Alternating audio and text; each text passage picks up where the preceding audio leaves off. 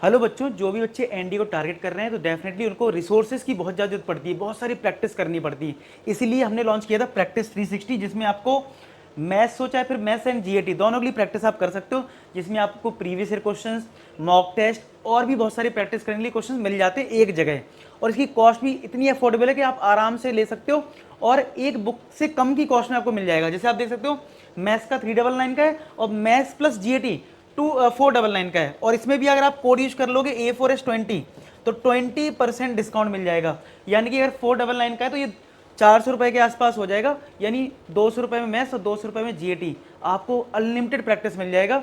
और मैंने आपको मैथ्स में हर क्वेश्चन का वीडियो सॉल्यूशन भी दिया है, जिससे कि आपको मैक्सिमम बेनिफिट होगा।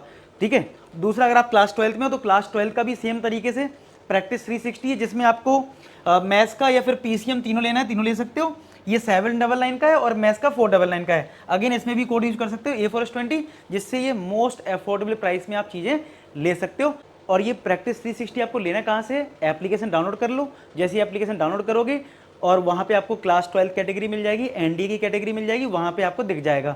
डिस्क्रिप्शन में एप्लीकेशन की लिंक है, वहाँ से आप डाउनलोड कर लो ऐप को और वहाँ से ये चीज़ ले सकते हो। चलो अब वीडियो सॉल्यूशन देख लो। देखो इसमें तो मैं सबसे पहले तो इसमें distance between to straight line है जैसे, ठीक है। अगर दो लाइन दे रखी है तो चांसेस है वो पैरेलल होंगी लाइन। अच्छा, पैरेलल हम कैसे देखते हैं? अगर एक्स वाई और जो कांस्टेंट है तो एक्स वाई के जो कोफिशिएंट के रेशियो वो सेम होंगे और कांस्टेंट का अलग होगा। 10th में पढ़ा था ना, याद हो? पैरेलल कंडीशन क्या होता है? A1/A2 B1/B2 not equal to C1/C2, ये होता था पैरेलल कंडीशन। ठीक है, ये होता था पैरेलल का केस। चलो चेक करते हैं। 3/6 4/8 और ये राइट हैंड साइड से एलएचएस में लाओगे तो -9 हो जाएगा, मान लो C1। ठीक है, और ये माइनस का 15। अब आप देख पा रहे हो ये कंडीशन सेटिस्फाई है। देखो ये 1/2 और ये भी 1/2, यानी ये दोनों सेम हो गए और ये इक्वल नहीं है, तो पैरेलल तो है, पक्का है। अब आते हैं पैरेलल लाइन की इक्वेशन का डिस्टेंस कैसे निकालते हैं। यानी ये दो लाइन अगर पैरेलल हैं तो इन लाइन की इक्वेशन के बीच में डिस्टेंस कैसे आएगी?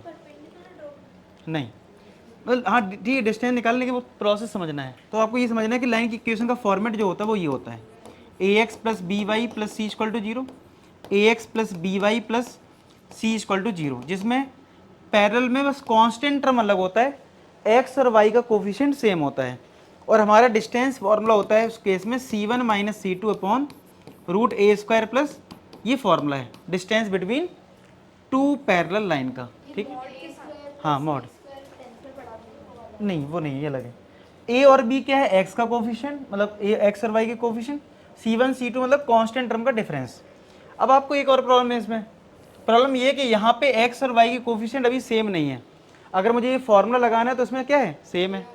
तो क्या करेंगे, इसमें 2 से डिवाइड कर दो इस वाली कंडीशन में, तो ये कितना बन जाएगा? 3x प्लस का 4y और ये 15/2 आएगा, LHS में ले आया और इसमें भी LHS में लिख लेता हूँ सब कुछ। अब देखो इन दोनों को, तो क्या अब ये फॉर्मेट बन गया जिसमें एक्स और वाई सेम है कोफिशिएंट, बस कांस्टेंट टर्म अलग है। अब लगाओ ये फॉर्मूला, तो क्या होता है फॉर्मूला हमारा?